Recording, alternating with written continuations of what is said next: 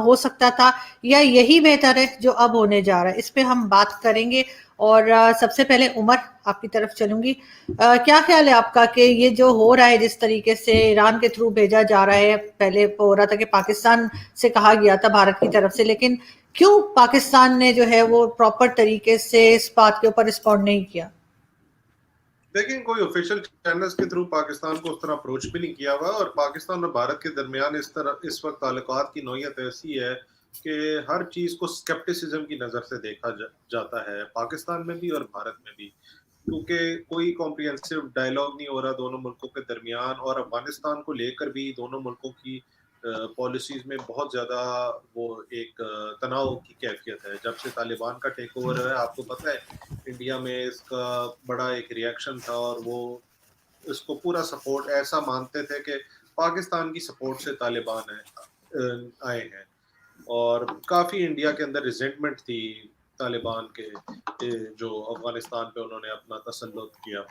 अब इस चक्कर में ऑब्वियसली एक ह्यूमैनिटेरियन क्राइसिस तो है अफगानिस्तान में, और इस सबको पता है, वर्ल्ड कम्युनिटी को भी इसमें सेंसिटाइज होना पड़ेगा।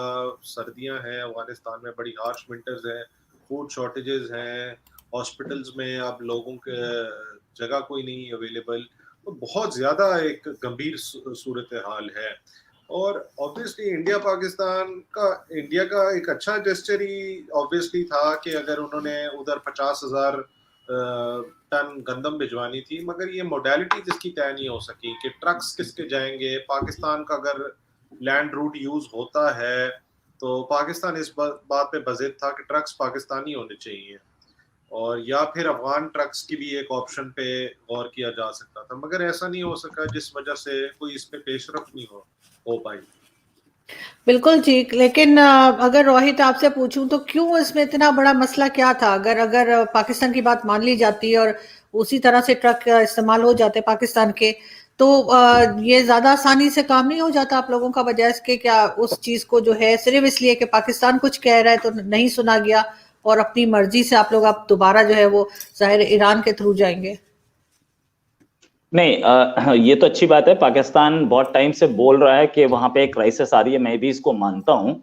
और ये भी है कि इंडिया में इन्होंने बोला कि माना जाता है कि तालिबान जो है वो पाकिस्तान की वजह से बैठा है या सपोर्ट से बैठा है। मानते हैं, इंडिया में मानते होंगे लोग, लेकिन उससे ज्यादा यूएन में और वेस्टर्न वर्ल्ड में भी मानते हैं, और अमेरिकन प्रेसिडेंट के तो उसमें स्टेटमेंट्स हैं। यहां से बात बाहर निकले कि भाई ट्रक्स, अब ट्रक्स जो थे, हमारा गेहूं है, हमारा वीट है, हमारा गंदम है, भेजे कैसे हम अपने ट्रक्स में भेजेंगे, वो जाके वागा पे ऑफलोड होंगे, फिर आपके ट्रक्स में चढ़ेंगे, फिर उसके बाद अफगानिस्तान पहुंचेंगे। ऐसा ये वास्ट, मतलब इतना जैसे बोलते हैं ना, एक चमत्कारी idea, out of the way idea, ये आया कैसे? और ऊपर से आपके प्राइम मिनिस्टर का स्टेटमेंट था, या आपके फॉरेन ऑफिस का स्टेटमेंट था कि एक ट्रांजिट फीस भी लगेगी। यार आप ही तो दुनिया से बोलते फिर रहे हो कि वहां क्राइसिस है, सामान भेजिए, उस पर से आप ट्रांजिट फीस भी लेंगे। ह्यूमैनिटेरियन क्राइसिस, आप तो वैसे ही बोलते हैं ना कि हम मुसलमान हैं, हम मुसलमानों के भाई हैं, और वो मुस्लिम उम्मा, तो वो कोई हिंदू थोड़ी है यार अफगानिस्तान। आप मुस्लिम उम्मा को सपोर्ट करना चाहिए था ना। तीसरी चीज, पर पाकिस्तानी ट्रक्स क्यों होने चाहिए? What is the reason for it? मतलब हमारे ट्रक में कुछ ऐसा होता है कि ड्रग्स छुपी होती हैं,